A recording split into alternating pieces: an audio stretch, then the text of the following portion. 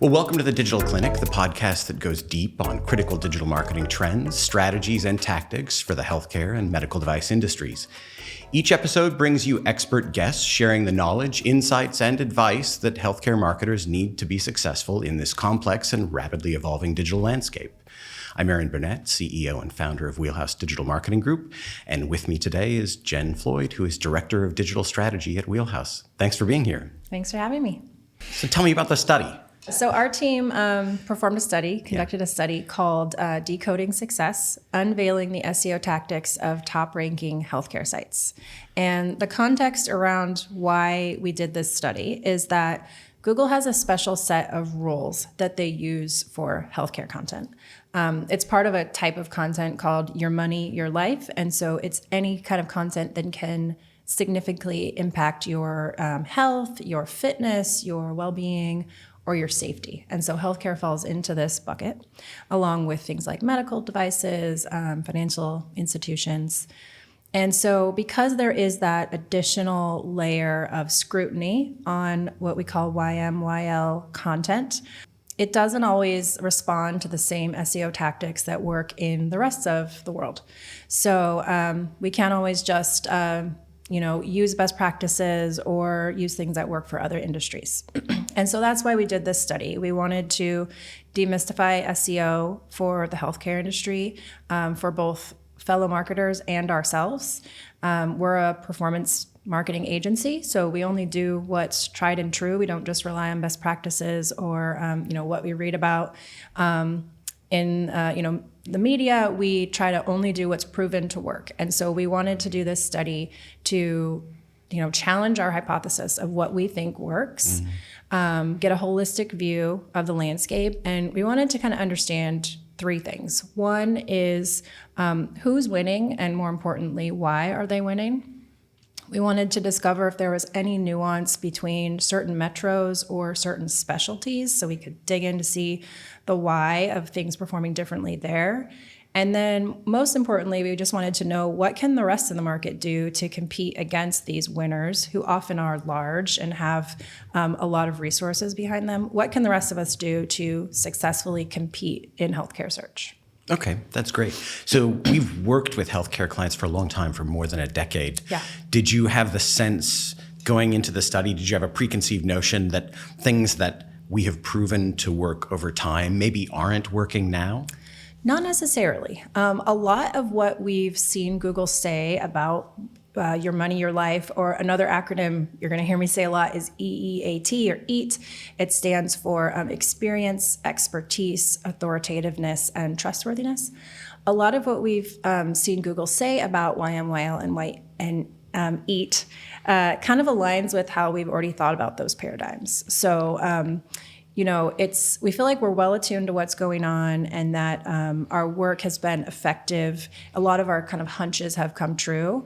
But again, we wanted to do this study just to prove it out. And also we have a newish tool that we were excited to use called Lighthouse that was perfect use case for this. And so it made the analysis really quick and much more efficient than if we were to try to do it by hand. Okay, that's great. So what kind of analysis did you perform? How did you approach the study, and how did you use Lighthouse?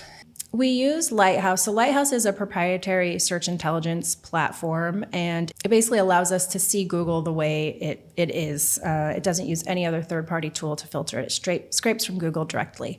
So it pulls search landscape data directly from Google, and then it's sort of like SEO at scale. So we fed Lighthouse tens of thousands of healthcare keywords, and we started off in one metro. So we started off in Chicago. The idea was that we would be able to have one example of a major urban market and apply those findings to other major metros. And also Chicago has more hospitals than any other metro. So we started off there. And because it's so quick to do this analysis with Lighthouse, we quickly decided we wanted to add 2 more metros. So we added Dallas, which is a growing metro. It has a lot of hospitals. It's becoming more competitive as new healthcare providers come onto the scene. And then we added Columbus, which is more of a mid-sized market. We wanted to make sure we weren't playing in any markets that we had ever worked with a client before or recently, just to really be in fresh waters and not have any preconceived notions. So because Lighthouse is so fast, we were able to spin around those extra markets pretty quickly.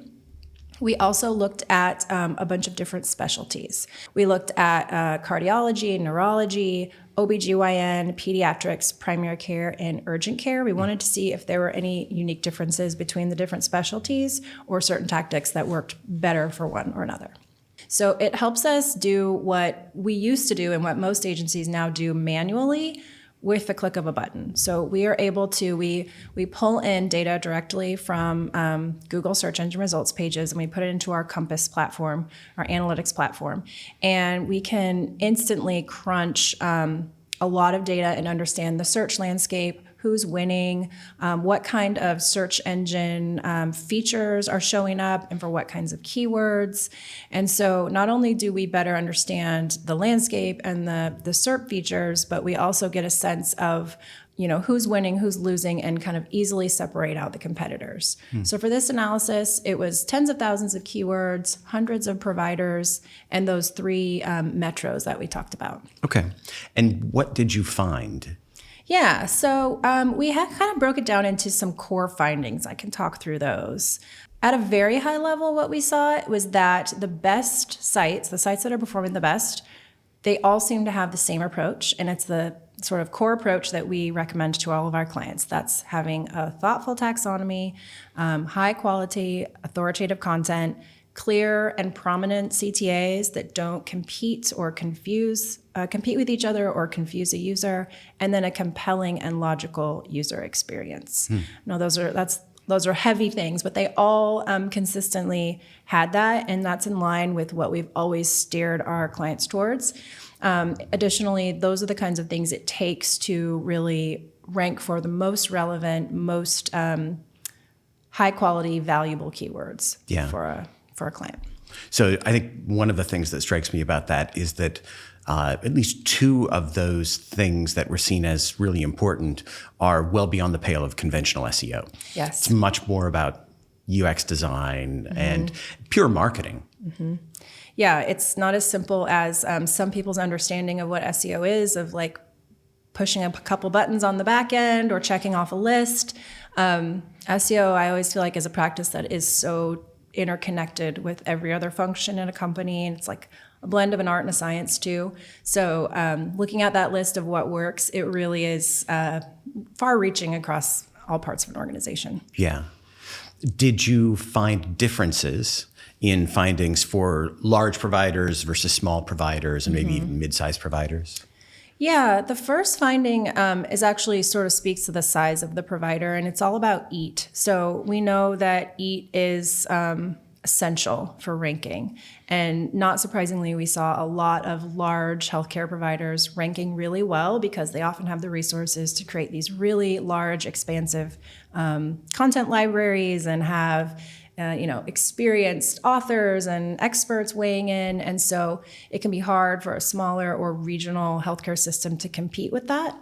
And so one thing we found, though, as a piece of leverage that the smaller healthcare providers can use is emphasizing and leveraging their locality. So being able to tie themselves closely to the neighborhood, the city, the market that they are operating in, more so than a national brand may be able to. Mm-hmm. And so one specific example we saw of that was in Chicago. So the National Institutes of Health, NIH, obviously is a very respected, well-established content provider. And for neurology-related searches, they were ranking for over 200 keywords and over 50,000 monthly search volumes. So they were consistently ranking at the top of page 1. UChicago has less than half as many pieces of content than NIH, but they were successfully ranking for just as many page 1 keywords. And they were doing that by having locality to everything that they had. So they had a breakdown of their services by location. They had a map of their treatment locations. They really tied into that they were based in and authoritative in Chicago specifically, not just neurology. And so they were winning with that strategy. That's very interesting. Did we see that same preference or value ascribed by Google to localized content? Or were there instances in which localized content actually wasn't such a factor? Yeah, that didn't really come through in the study as much. By localized content, do you mean a... Well, I'm thinking, so in the list of factoids that Joe and Massimo provided, there was one that I was just reading this morning that juxtaposed the difference between, let's say, OBGYN, where local content and a local presence and all those local signals definitely enabled small providers to rank above much larger providers.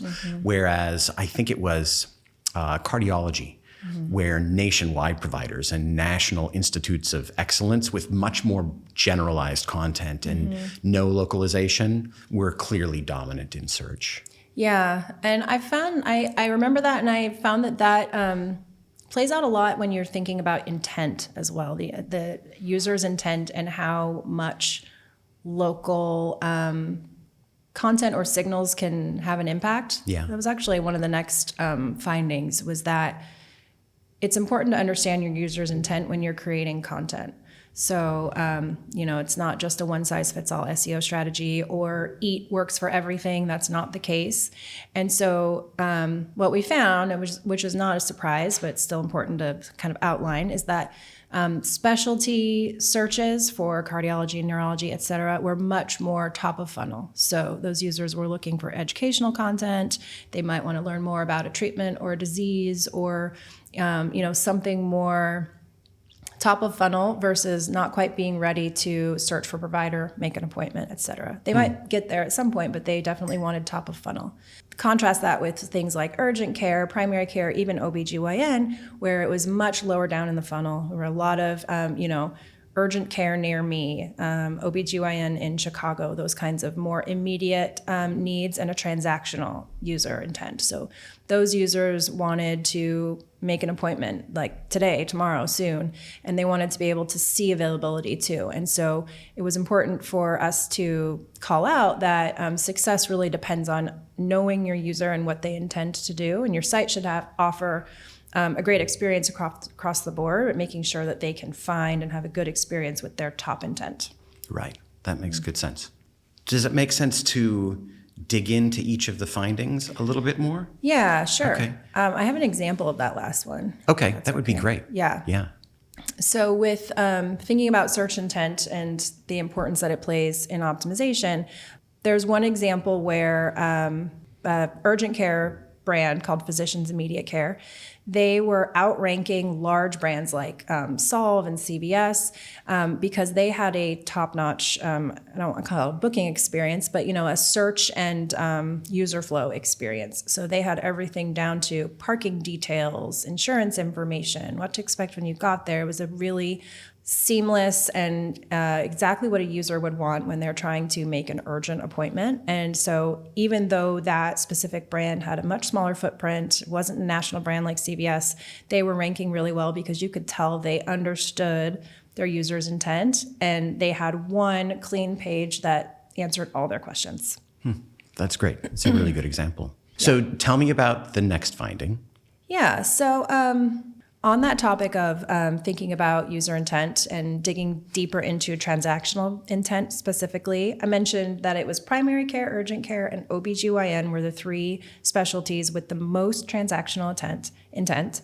And we found that Google rewards sites who have a really streamlined booking approach and kind of consistently four things. So one, having that booking process be above the fold, so something that you see immediately upon landing on the page.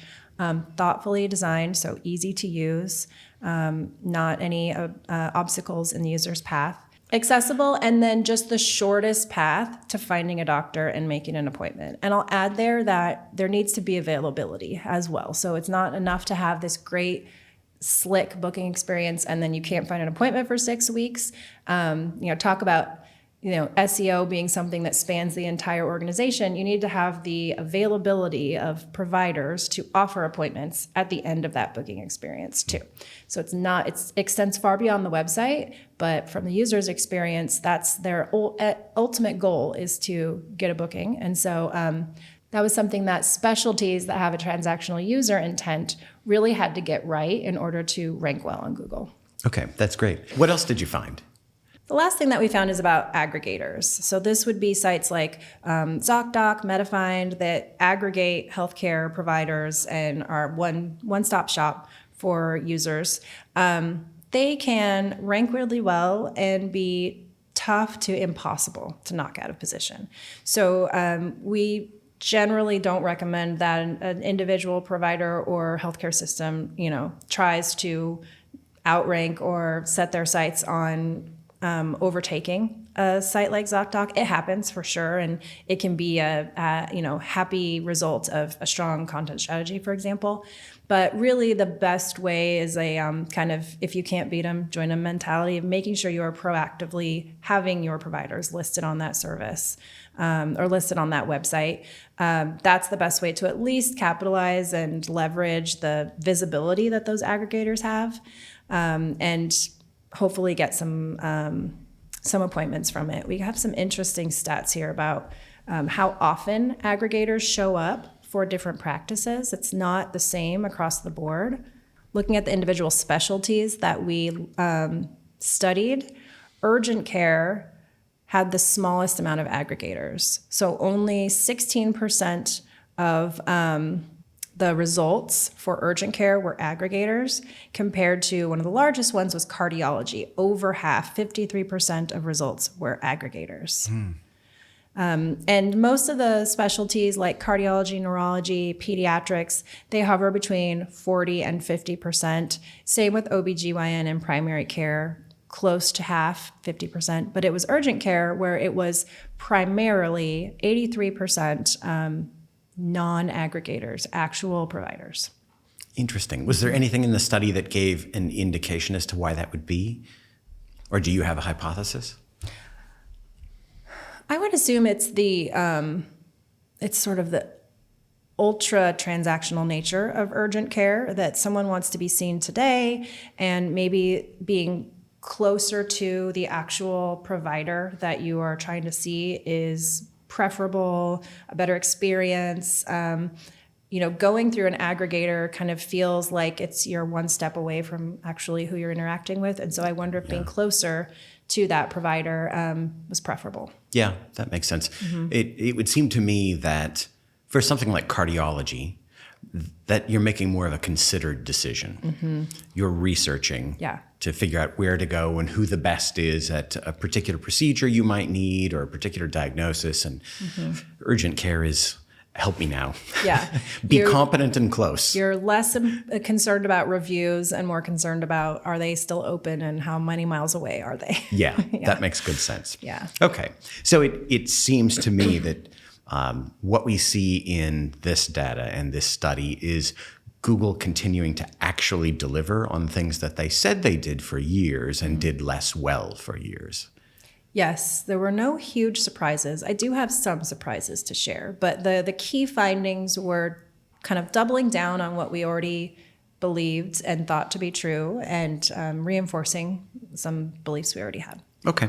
So what, if anything, was surprising out of the study? A few things definitely got our attention. So one, I've mentioned this a few times, but we found that users shop for OBGYN the same as more like a primary care or urgent care. So the keywords there are more lower funnel. They're more about near me, in a certain metro. And it kind of made sense because I think for many people, their OBGYN is their primary healthcare provider. Unless they have other health issues going on, they might just see that one provider once a year and that's it. And a lot of the services provided by an OBGYN are preventative. So it's something that you can do without actually being sick. And that's different for other specialties. You're not typically going to a neurologist or cardiologist unless you have a special consideration or issue that you need help with. So Was initially surprised to see OBGYN user behavior lumped in with primary and urgent care, but once we thought about it, it actually made total sense. Sure. Any other surprises? Yeah. So another one was about pediatrics. So the barrier to entry, quite candidly, for pediatrics is much lower. We saw a much lower level of sophistication on pediatrics websites than we did compared to other specialties. So what's working, the SEO tactics that work in pediatrics are, like I said, they're pretty unsophisticated. I saw a lot of well-intentioned but pretty basic off-the-shelf websites with some, warm kid imagery that are just performing just fine.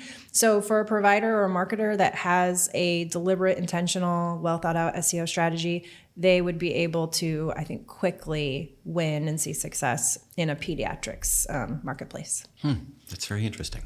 Another thing that we saw was that in every market that we looked at, we saw providers who you would think, they were prominent, they were well-known, they had clearly invested a lot of money in content strategy and other forms of growth marketing, but they were not really succeeding in search because they had either created low-quality pages or they had redundant or illogical taxonomies, outdated SEO strategies. So it goes to show that even though I talked about the big name brands having a built-in advantage, having real world authority and well thought out content strategy, it still matters in performing well in search. And also we saw this with companies who had undergone mergers or acquisitions and had kind of clumsily jammed things together, and then you end up with a website that's maybe not intuitive, which is something we've worked with a lot of clients on. And so